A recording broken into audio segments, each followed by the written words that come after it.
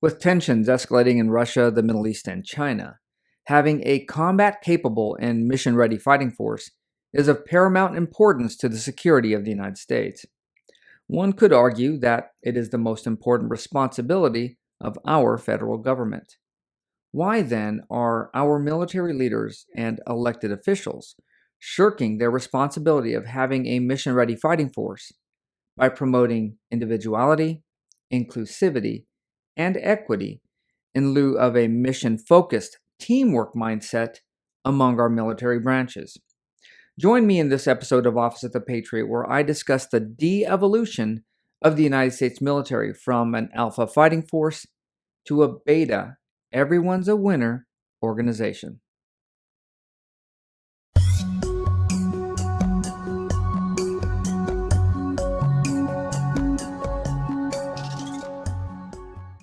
Hello, and welcome to the Office of the Patriot. In this office, I try to make sense out of the nonsense of the progressive left. If you are a subscriber, thank you for your continued viewership. It is appreciated.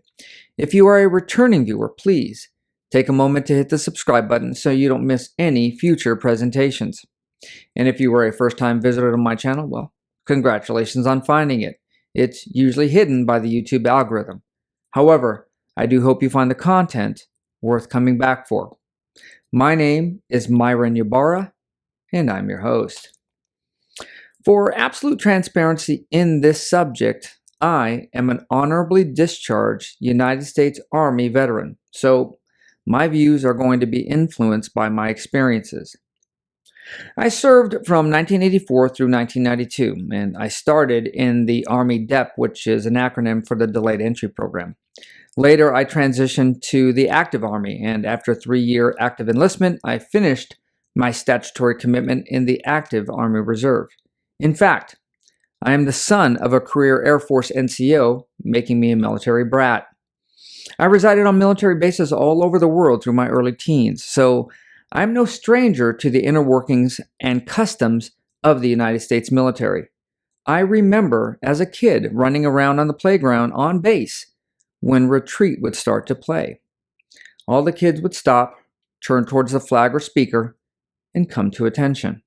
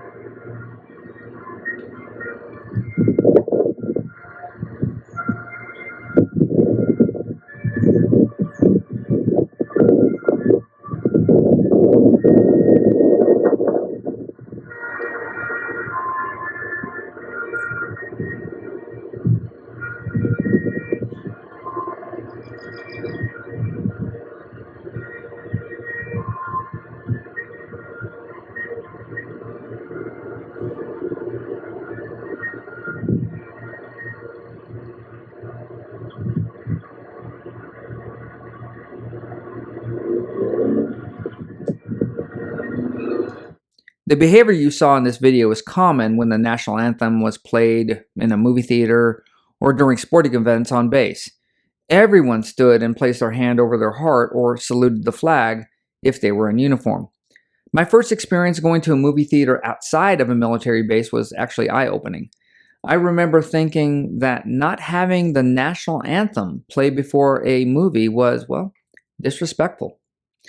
But why do we have these customs? In simple terms, it shows respect to the flag and the sacrifices of those before us. God, country, duty, and sacrifice. This was the mantra of our armed forces for as long as I can remember, until now. The changes started in ideology right around the early 2000s. I'm sure many of you remember the Army's motto, "Be all you can be." And that's been around since 1980. However, in 2001, the Army adopted a new slogan, an Army of One. And now the Army had just let the cat out of the bag, telling the American people that the idea of service and sacrifice was now going to take a back seat to individualism. To be clear, in virtually every one of my previous episodes of Office of the Patriot, I espouse and advocate for freedom, first and foremost, which is a primary component of individualism. but not in our military. Our military service branches are based on the premise of service before self, sacrificing for the benefit of the community. And you would think that most socialists and communists would get behind the idea of military service, but that's not the case. In 1973, the United States military moved from a draft system to an all-volunteer process to fill its ranks. The premise behind this was twofold. First, the anti-war movement put a lot of pressure on President Nixon during the Vietnam War. As a result, Nixon signed a bill to end the draft. Next, the federal government realized that volunteers, people who believed in the ideals our nation was founded on, would produce a more effective fighting force. According to Milton Friedman's book, Capitalism and Freedom, a volunteer army is the only proper, moral, and practical way to defend a free country. So who's joining the military today? Well, if you look at the stats, it appears not very many people, and the reason is multifold. Not many of them could make the cut, either physically, emotionally, mentally, or behaviorally. We've seen physical agility stats being amended, reduced, or eliminated altogether in virtually every branch of the military. Just recently, the Marine Corps allowed an alternative to the pull-up requirement for females. In lieu of the minimum requirement of 3 pull-ups, females now have the option to hang in place for 15 seconds. I wonder if this applies to trans females. And along that vein, not only are trans males and females now allowed in the military, but the military is now paying for all elective medical and mental health care, which I find upsetting because I recall my parents fighting with base doctors and dentists to get braces for my brothers and I. It didn't happen, of course, because braces were considered elective and cosmetic, much like the cosmetic surgical changes trans men and women elect to undergo. In 2017, President Trump announced that it was his intention to ban transgender people from serving in the military. His reasoning? He believed that it was an unnecessary expense to the taxpayer. However, just 5 days after bumbling Joe Biden took office, he reversed that order. Now, according to the military.com website, the federal government has accommodated 243 gender reassignment surgeries since 2016. And it's estimated that there are currently over 15,000 transgender military personnel, and that number is growing. Eventually, this is going to have a significant fiscal impact to our armed forces. One of the largest negative impacts to recruitment is based off of behavior.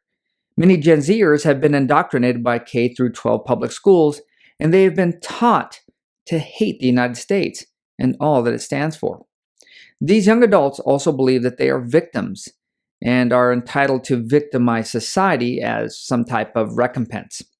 As a result, many of these potential recruits have criminal records which prohibit them from enlistment or severely limit their enlistment options. They've been taught that the white man is bad. People who work hard for what they have are slaves, and they are entitled to things that their parents worked for.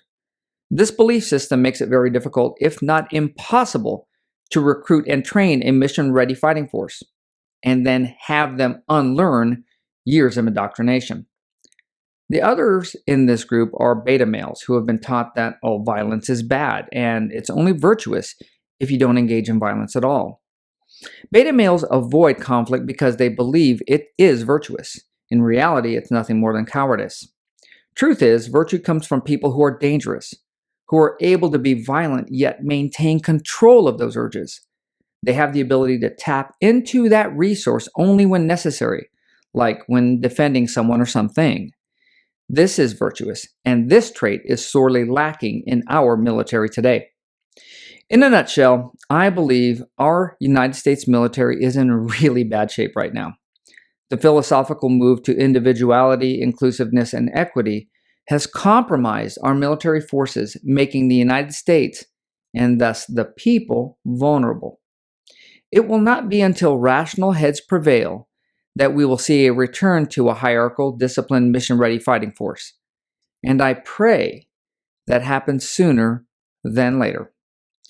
This concludes today's presentation of Office of the Patriot. If you enjoyed the content, please take the time to like, subscribe, and share my channel on your social media. It is appreciated. And as always, have a blessed day and stay safe out there.